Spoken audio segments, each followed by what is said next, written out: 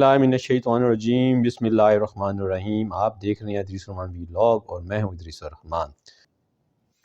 آج 11 جنوری 2023 ہے اور آج پنجاب اسمبلی کے حوالے سے، بلکہ چودھری پرویز الہی کی ڈی نوٹیفائی ہونے کے حوالے سے پنجاب لاہور ہائی کورٹ میں جو ایک پٹیشن تھی جو کہ گورنر نے ان کو ڈی نوٹیفائی کیا تھا، اور چودھری پرویز الہی جو ہے وہ پنجاب لاہور ہائی کورٹ میں گئے تھے، تو آج اس کی پٹیشن کی پیشی تھی اور آج اس پہ کارروائی ہوئی، اور آج ججز نے چودھری پرویز الہی کو ایک دن کا ٹائم دیا کہ وہ اعتماد کا ووٹ لے لیں۔ اب جب کہ میں یہ ویڈیو ریکارڈ کر رہا ہوں تو کچھ دیر میں چودھری پرویز الہی جو ہے وہ اعتماد کا ووٹ لینے کے لیے جا رہے ہیں۔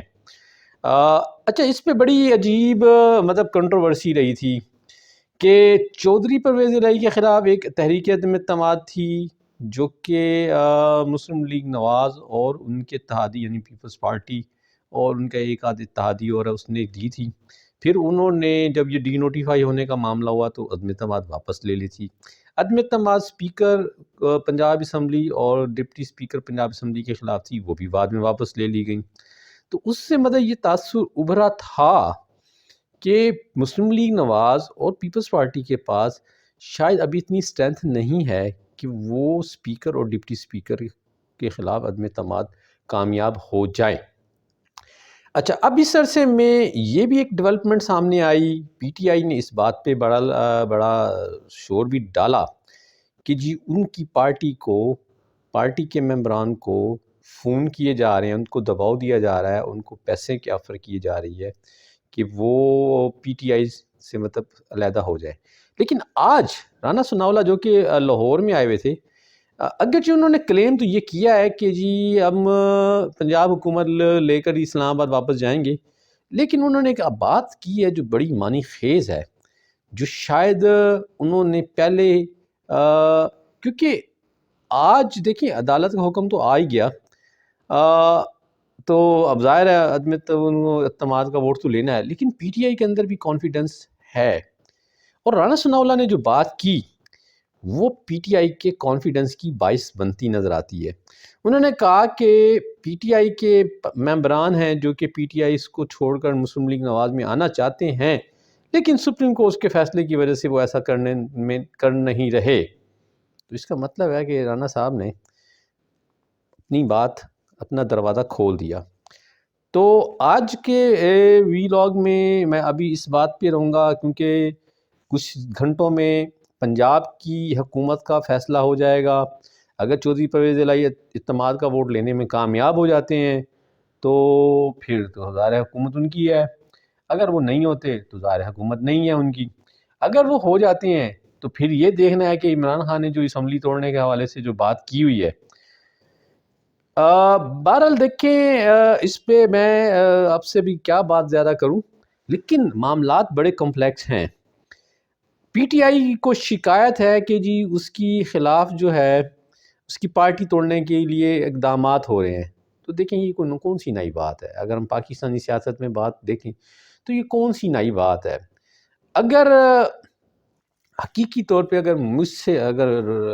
میری رائے کی بات کریں تو میں سمجھتا ہوں پی ٹی آئی کے ساتھ ایسا ہو جائے تو یہ پی ٹی آئی کے مفاد میں بہت اچھا ہے، کیونکہ انہی وجوہات سے آج پیپلز پارٹی آج ایک پارٹی کے طور پہ زندہ ہے، اور مسلم لیگ نواز بھی ایک پارٹی کے طور پر، اور میاں محمد نواز شریف ایک لیڈر کے طور پر ابھی بھی آج اس وجہ سے اسٹیبلش ہیں، انہی انجینئرنگ کی وجہ سے۔ اگر یہ انجینئرنگ ان کے ساتھ نہ ہوتی اور انہیں عوامی فلو کے اوپر رہنے دیا جاتا اور انہیں الیکشن کے تسلسل سے گزارا جاتا اور انہیں ریلیف دے کے اقتداروں سے باہر نہ کیا جاتا تو یہ بھی ختم ہو جاتے۔ اسی طرح عمران خان صاحب کو زبردستی اقتدار سے نکال کر یہ ایک بہت بڑا ریلیف دیا گیا ہے، اور آنے والے دنوں میں یہ خان صاحب کے لیے اگر یہ پارٹی تتر بتر ہو جاتی ہے، پارٹی دیکھیں بات یہ ہے کہ وہ کہتے جی لوگوں کو فون آ رہے ہیں تو بھئی غلط تو نہیں آ رہے نا، اور جنہوں نے بھیجا تھا وہ واپس بھی تو لے سکتے ہیں نا،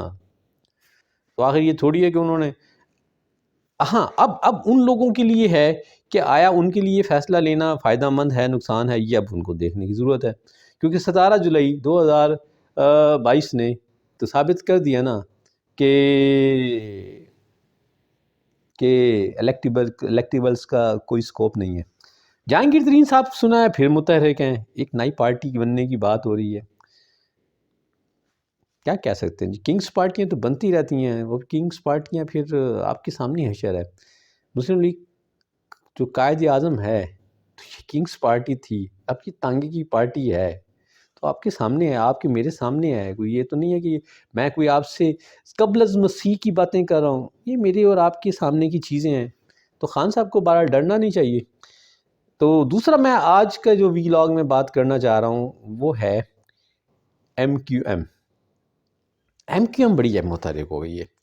خبر یہ ہے کہ کل ایم کیو ایم کے تمام دھڑے، یعنی متحدہ ایم کیو ایم پاکستان اور ایم جو ہے پی ایس پی مصطفیٰ کمال فیم اور فاروق ستار صاحب کا جو چھوٹا سا ٹکڑا، یہ کل متحدہ کی شکل میں دوبارہ اختیار کر رہا ہے۔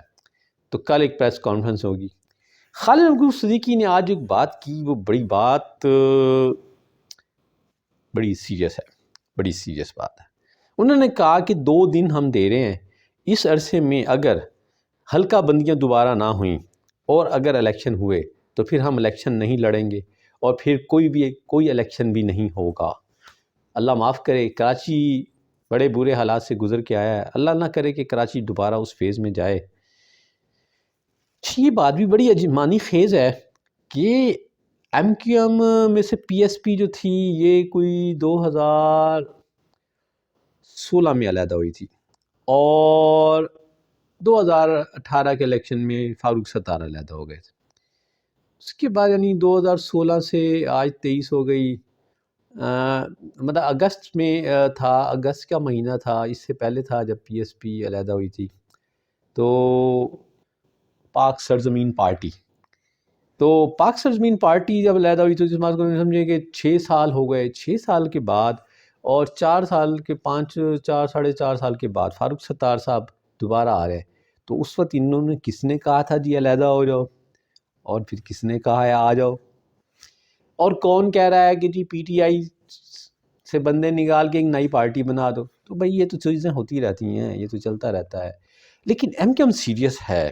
ایم کیو ایم کی سیریسنس کی ایک بڑی وجہ ہے، دیکھیں جی گورنر سندھ کا انہوں نے تقاضا تھا، لے لیا، کراچی کا ایڈمنسٹریٹر لے لیا، ٹھیک ہے، فیڈرل گورنمنٹ میں پہلے تھے اب بھی آ گئے۔ پہلے والی فیڈرل گورنمنٹ میں انہیں کراچی کی گورنرشپ نہیں ملی تھی، اور کراچی کی مطلب وہ ظاہر ہے وہاں گورنرشپ تو وفاق دے سکتا ہے لیکن بلدیہ میں تو نہیں دے سکتا تھا، کیونکہ وہ تو پیورلی پیپلز پارٹی کا معاملہ ہے۔ اب ایم کیو ایم کیوں سنجیدہ ہے؟